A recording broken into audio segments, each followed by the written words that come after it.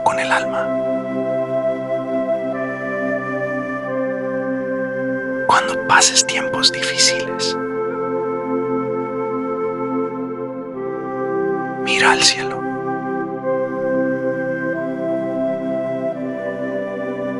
Y recuerda que hay un Dios que está observando todo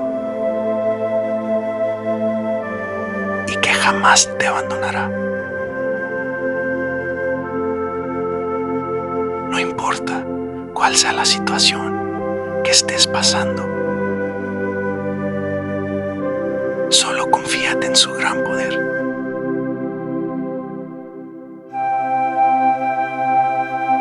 Porque Él te dará las fuerzas lo suficientemente necesarias